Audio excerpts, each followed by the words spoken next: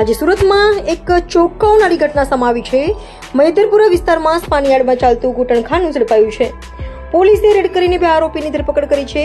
સુરતના મૈદરપુરા વિસ્તારમાં શાકભાજી માર્કેટ નજીક એક બિલ્ડિંગમાં સ્પાનિયાર્ડમાં દેહ વેપારનો ધંધો ચાલતો હોવાની પોલીસને બાતમી મળી હતી।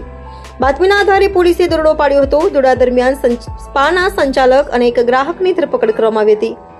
પોલીસે સ્પામાંથી 3 મહિલાઓને પણ મુક્ત કરાવી હતી। પોલીસે સ્પામાંથી રોકડ રકમ, મોબાઈલ ફોન અને અન્ય વસ્તુઓ મળી કુલ 48,610 રૂપિયાનો મુદ્દામાલ જપ્ત કર્યો છે।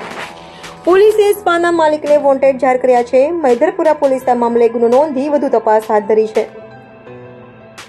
આ ઘટનાએ સુરત શહેરમાં ચકચાર મચાવી દીધી છે। પોલીસ હવે આ કેસની વધુ તપાસ કરી રહી છે।